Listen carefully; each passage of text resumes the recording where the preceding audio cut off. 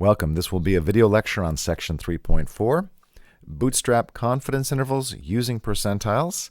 And as you will see, this section builds naturally upon section 3.3. Now I've broken this section up into three subsections. First, we're going to address two problems that we can see coming out of section 3.3 and our introduction to confidence intervals. The bulk of our work today will be working through a series of examples. And then finally, we'll talk about things that influence the width of the confidence interval. Now, our first task is to address the two problems that we see coming out of section 3.3. Now, let's remind ourselves of what we've been working with recently, right? Our rule for finding a 95% confidence interval for a parameter is parameter equals best estimate plus or minus 2 times the standard error.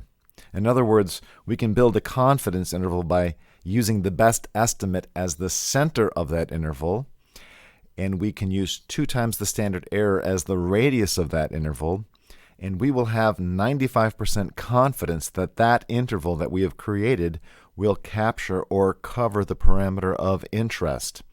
All right, the sampling distribution of the sampling statistic should be bell-shaped. In other words, if we're going to use this method, the understanding is that the sampling distribution of the sample statistic is a bell-shaped distribution. So this does lead us, and I've highlighted two things in red on this page because these are the two concerns that we're going to have and try to address in this section. So here are the two questions. How would we construct a 90% confidence interval for the parameter? Or how would we construct a 99% confidence interval for the parameter? So in other words, if we wanted to move from a 95% confidence interval to some other level of confidence, what could we do? The second question is, what can we do when our bootstrap sampling distribution is not bell-shaped? Okay, now it turns out in both cases we can use StatKey to estimate these confidence intervals directly. In other words, we can do something other than use a formula for computing our confidence intervals. We can have StatKey directly compute them. Let me show you with a series of examples. Now our first example is a data set that we've looked at before. Remember, the problem in this case was, on average, who exercises more, men or women? So we're going to load StatKey. We're going to go to confidence interval for a difference in means. And the file is called exercise hours male minus female. So let's get that file loaded, and then we'll come back and answer these questions one by one. So we're in the bootstrap confidence interval section. Confidence interval for difference in means. And the exercise hour file is the default file that's loaded with this section of StatKey. And if you remember, we had 20 men and 30 women report the number of hours that they exercise per week. And so this is the original data set for the men, and this is the original data set for the women.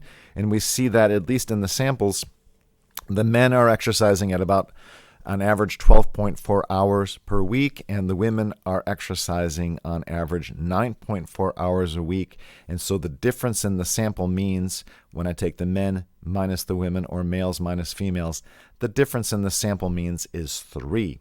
So let's begin to look at some of our questions here. So what is our best estimate for the difference in the parameters mean exercise hours for men minus mean exercise hours for women?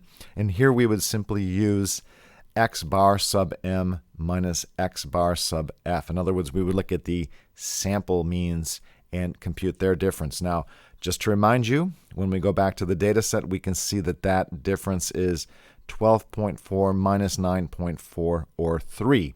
Now that's shown up here. StatKey gives that to us up here. It's showing us x1 bar minus x2 bar is 3. The subscripts 1 are referring to the men, and the subscripts 2 are referring to the women. Okay, so let's take a look at our second question. Use StatKey to find a 95% confidence interval for the difference in these parameters. Now what this means is we're not going to use our formula. We're just going to have StatKey compute this, and I'll remind you, I showed this to you once before, but I'll remind you of how StatKey can just compute this directly by counting dots.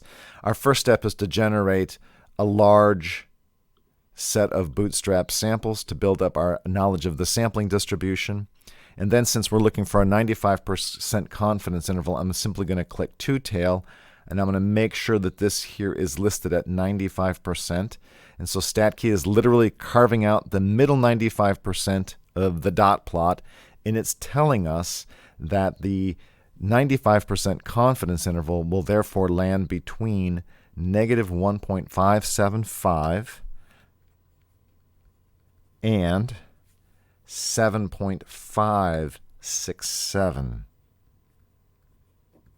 All right, now I'm going to want to record that because we're going to be doing some comparisons later. So I have a text file set up that I can just do this. I can record this in. So I'm going to record our first confidence interval going from negative 1.575 out to 7.567. All right, so for comparison purposes, we'll keep track of all these things. And so I'm labeling this the 95% confidence interval via StatKey. Okay, so far so good.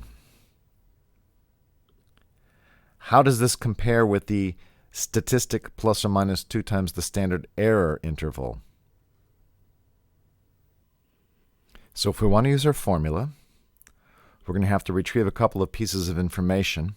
We know that the difference in the sample statistics, our best estimate is going to be 3. And our standard error for the bootstrap dot plot is going to be 2.348. I'm writing those down because now I'm going to want to go to the Desmos Scientific Calculator and do the calculation. I'm going to do 3 plus 2 times 2.348. That gives me one of my endpoints, and the other one's going to be essentially the same with a minus sign between them.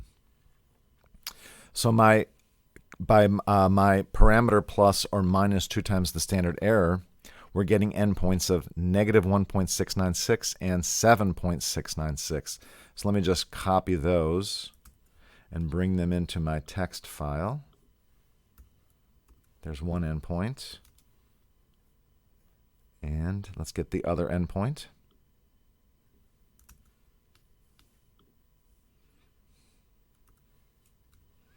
So now we have our 95% confidence interval computed in a couple of different ways. First, just by counting dots, and we can see the extent of that interval from negative 5.75 to 7.567. And we can see very good agreement, not perfect agreement, but very good agreement when we use our parameter plus or minus 2 times the standard error formula. Okay, now what I want to show you, and this is what's essentially new today, is what do we do, right? Let's go back to the questions. What do we do when we want to find, for example, a 90% confidence interval for mu m minus mu f? Now this isn't too hard to do because we're just going to have StatKey do all of the work for us. Remember, what we're trying to do now is carve out the middle 90% of the data instead of the middle 95% of the data. And this is just a question of counting dots, and we can have StatKey do that for us. This middle field here, this is what's telling us that we're carving out the middle 95% of the data in this case. That's editable. We can go in here and change that. We can change that to the 90% or 0.9. And now StatKey is just going to find the middle 90% of the data. And our new confidence interval, our 90% confidence interval, will extend from negative 0.85 to 6.58. So I'm going to write those down. And I'm going to go into my text editor. And under the 90% confidence interval via StatKey, I now have it going from negative 0.85 out to 6.858. That's our 90% confidence interval. So, how does our 95% confidence interval compare to our 90% confidence interval? Well, we can see that the 90% confidence interval, in fact, is narrower. It's not as wide, right? It's extending from about -1 to about 7, whereas this was extending from about -5 to roughly 7.5. So we have a narrower interval. Now, that's not too hard to understand why. When we think about what StatKey is doing, it's carving out, in this case, the middle 90% of the dots rather than the middle 95% of the dots. In other words, there will be more points left out. In this case, we're leaving 5% of the points out in the right tail and 5% of the points out in the left tail, as opposed to 2.5% of the dots in each of those tails. So the endpoints are coming into the middle, all right, when we use a 90% confidence interval. Okay, let's go to our next question. So our next question asks us to use StatKey to find a 99% confidence interval for the difference in these parameters. And before we do this, I'm going to ask you to just think to yourself, how is the 99% confidence interval going to compare to the 90% and the 95% confidence interval? Well, let's find out. We're going to go into this middle field here again, and we're going to edit that, and we're going to have it carve out the middle 99%. So we'll enter that as the proportion 0.99. And now we can see that our confidence interval is extending from -3.283, I'm going to write that down, out to a right endpoint of 9.083. So again, we'll get that written down. And for comparison purposes, we'll go to our text editor. We'll type in our new endpoints.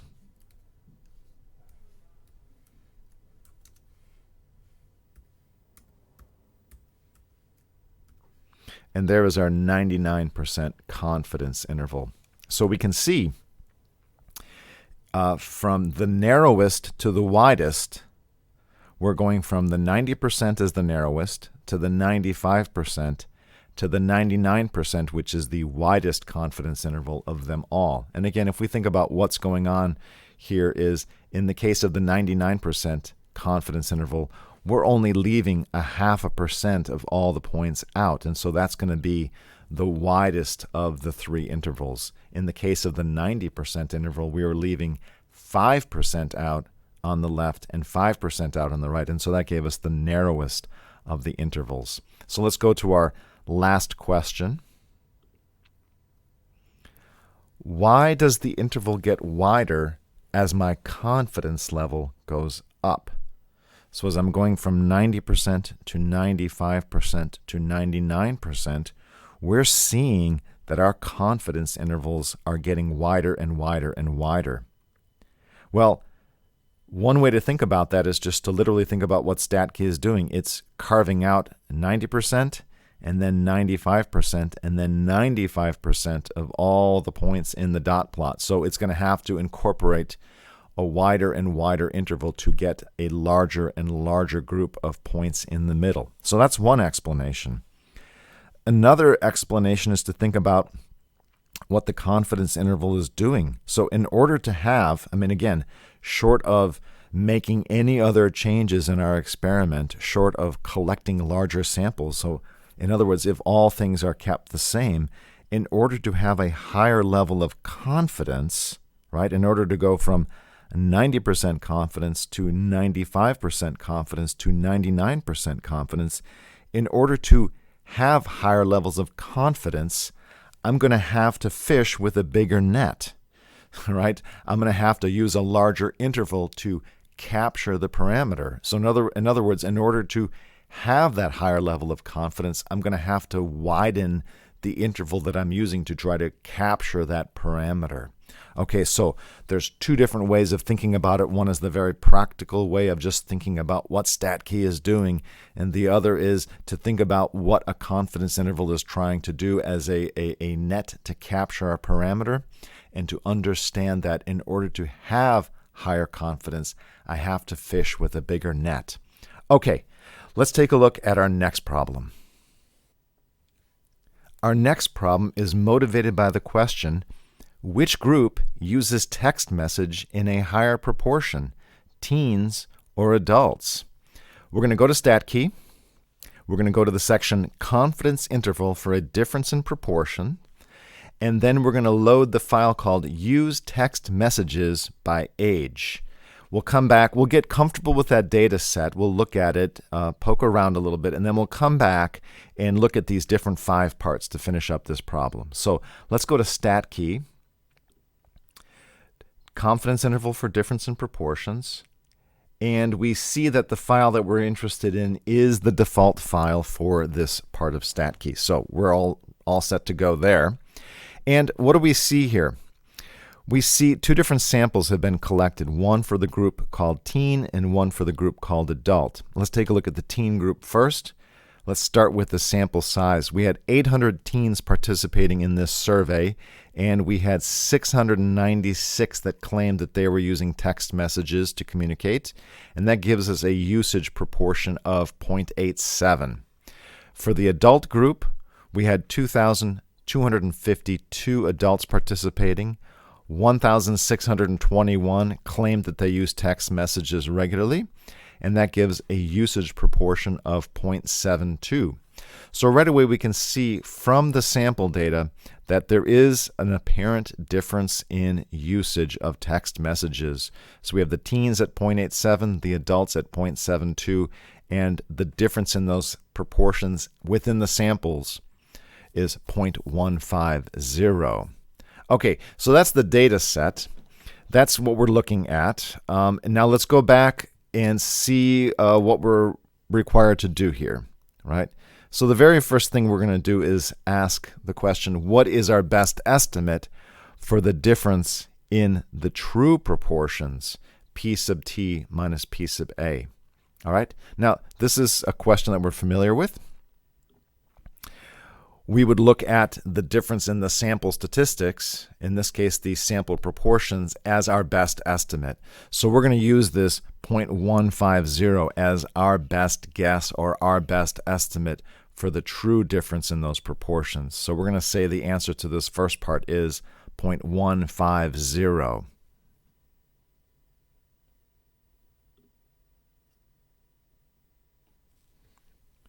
Now the next 3 parts ask us to find the 90, 95, and 99% confidence intervals for that difference in proportions P sub t minus P sub a. We can just do those one after the other. We'll see how we can just go to StatKey and update it and find the 90, 95, and 99% confidence intervals for the difference in those proportions. So let's go ahead and do that. Of course, the first thing we're going to have to do is generate the bootstrap dot plot for the difference in P1 hat minus P2 hat. So we're going to go in here and generate, let's say, 5,000 samples. We're going to see that our dot plot is centered on the difference in proportions. So that's that 0.15 that we're seeing here. That's going to form the center of our dot plot, not surprisingly. And then we're going to click two tail. And since we want the 90% confidence interval first, we'll edit this. And we'll see that our 90% confidence interval extends from 0.125 to 0.176. So we are 90% confident that the interval from 0.125 to 0.176 captures P sub t minus P sub a. If we change this to the 95% confidence interval, we will have a slightly wider interval.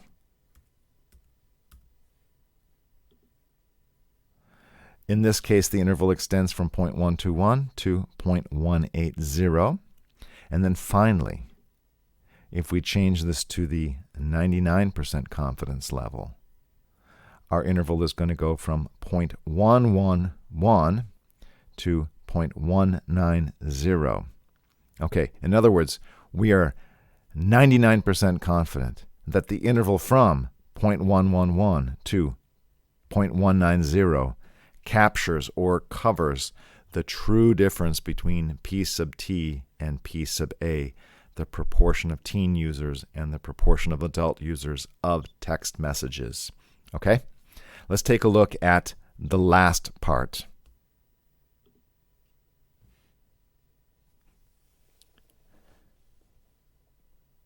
With 99% confidence, is there sufficient evidence to support the claim that teens use text messages in a higher proportion than adults? Explain. So let's go back to StatKey and take a look at our 99% confidence interval. It's extending from 0.111 to 0.190. Now, we're very certain, right? We have 99% confidence that the true difference between P of T and P of A is in this range. What's really important to notice here is that this range from 0.111 to 0.190 consists entirely of positive numbers. So we're 99% confident that the difference between P of T minus P of A is a positive number. In other words, we're 99% confident that P of T is actually strictly bigger than P of A. In other words, the proportion of teens that use text messages is actually a higher proportion than that of the adults that use text messages. So we would answer that question in the affirmative, right? With 99% confidence, we believe that there is enough evidence to support the claim that teens use text messages in a higher proportion than adults. Okay, that fulfills all of the parts of this problem, and so we're going to move on to the next problem. Our next problem is motivated by the question, what is the correlation between pH and mercury in the lakes of Florida? This is a data set we've looked at before. We're looking at it in a slightly different way today. So let's load StatKey, go to confidence interval for a slope correlation, and then let's load the file Florida Lakes mercury as a function of pH. So let's take a look at that data set first and get comfortable with it. So we're going to go to StatKey here. We're still working with bootstrap confidence intervals. Now confidence interval for slope correlation. And we can see that the Florida Lakes mercury as a function of pH is the default file. Now let's familiarize ourselves with this original sample. The first thing to notice is that we've got 53 lakes in Florida that were sampled. From each lake, we sampled the pH in the water and the average mercury level in the fish. And the way that is displayed here is we've got pH on the x-axis, average mercury on the y-axis, and each one of these dots represents one of the 53 lakes. When we put the mouse on one of the lakes, we can see, for instance, this lake had a pH level of 6 and an average mercury level of 1. Okay, so that's what the data set is showing us here. The red line, of course, is the regression line, and we can see an important piece of information for us is going to be the sample correlation is the negative 0.575. Okay, so that's our data set. And we're going to go back now and look at the different parts of the problem that we need to solve. So let's go ahead and return to the notes. And let's see, we want to know what is our best estimate for a row. We'll take a look at that when we go back to the data set. And we can see that the next two parts are asking us to find a 90% confidence interval and a 99% confidence interval for that population correlation row. So we'll see that StatKey can do that very quickly for us by just counting dots and carving out the middle 90 or the middle 99% of the data. And then the final part is to ask the question or answer the question, with 99% confidence, is there sufficient evidence to support the claim that the correlation is negative? All right, so we'll be able to answer that question once we finish part 3. So let's go ahead and begin with part 1. What is our best estimate for a row? So let's return to the data set. Our best estimate for the population correlation is, of course, the sample correlation. So we would say our best estimate for the population correlation is negative 0.575. Okay? Now, to get the 90 and 99% confidence intervals, we're going to generate a bootstrap dot plot for the correlation. Now, there's two different dot plots that can be achieved here. One is the correlation and the other one is the slope. So pay attention when you're working here. We're interested in the correlation, so we're going to make sure that that button is enabled. Now we're going to generate, let's just generate 5,000 samples, 5,000 bootstrap samples. All right, so here's our bootstrap dot plot. We can see that it is centered on the sample correlation as we would expect. Okay, we want the 90% confidence interval. We're going to hit two tail. We're going to put 0.9 in here. And we can see the range for our 90% confidence interval will go from negative 0.7 to negative 0.428. All right, if we want to change that to a 99% confidence interval,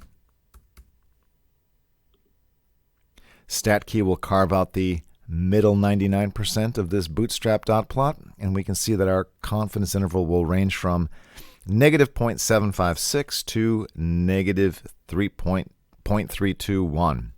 Okay, now let's return to our final question. With 99% confidence, is there sufficient evidence to support the claim that the true correlation is negative? Well, our 99% confidence interval ranges from negative 0.756 to negative 0.321. In particular, our 99% confidence interval consists entirely of negative numbers. And since we are 99% confident that this interval covers the parameter rho, we are effectively saying that we have 99% confidence that rho is a negative number, or that rho is less than 0. So we would be able to answer this question in the affirmative, right? With 99% confidence, is there sufficient evidence to support the claim that rho is negative? And the answer is yes. We have a high level of confidence that rho, in fact, is negative. All right, that ends this section on some sample problems for us to study. And we're going to look at one last subsection within the section, and this is influences on the confidence interval. Let's study the following problem. The body temperatures of 50 randomly selected adults were measured. Using 3,000 bootstrap samples, we are 95% confident that the interval from 98.049 to 98.473 contains the mean body temperature. In each case, we describe a change in the experiment. What effect will this change have on the confidence interval? So, what if we make the following change? Our original sample includes not 50, but 200 adults. So what is the effect of increasing the sample size going to have on that confidence interval? Well, one way to think about this is to think about that confidence interval in terms of the parameter plus or minus 2 times SE formula. All right? So the radius of that interval is governed by the standard error of the dot plot. And by increasing the sample size, we will see a reduction in that standard error. In fact, our confidence interval will get narrower. So our extra information that we get by using a larger sample size will have the effect of making the confidence interval narrower. Now, if we think about what that means, it means we're making a more precise statement. We're using a narrower confidence interval. Okay, so remember that increasing the sample size will have the effect of making the confidence interval narrower, and that will be a more precise statement. Okay, what about if we change our confidence level from the stated 95% to a 90%? So what if we are looking at a 90% confidence interval? Well, we've seen this several times already in the problems that we worked, right? When we go from 95% to 90%, we are going to get a narrower interval. We will be carving out a narrower band in the middle of our dot plot, and that's going to make our confidence interval narrower. Okay? Finally, what if our bootstrap sample is of size 5,000 as opposed to 3,000? Now, this might be a little hard to understand, but once your bootstrap dot plot gets to a certain size, and once that bell-shaped pattern has been established, The difference between using 3,000 bootstrap samples and using 5,000 bootstrap samples is not going to be that significant. So this confidence interval past a certain point is not really affected by changing the number of bootstrap samples that you use. Now, I've done this. I've got a couple of pictures here for you. Here's the bootstrap dot plot where we're using 3,000 samples. And you can see that up here. We're using 3,000 samples. We can see that our standard error is 0.109, so that's a measure of the variation that we're seeing in the dot plot. And we can see that our confidence interval is ranging from 98.05 to about 98.47 or 48, okay? And that's with our 95% confidence interval. Now, what if we go to 5,000 bootstrap samples instead? We can see that our standard error is nearly the same, even though we're using 5,000 bootstrap samples. And we can also see that our confidence interval has hardly changed. So the confidence interval is going to be affected by the sample size. It's going to be affected by the confidence interval, but past a certain point, it will not be that affected by the number of samples in the bootstrap dot plot. Okay. That brings an end to this section. I hope you learned something. And that brings a close to Chapter 3. So our next video lecture will bring us into Chapter 4, Section 1. I'll see you for that video lecture. Until then, take care.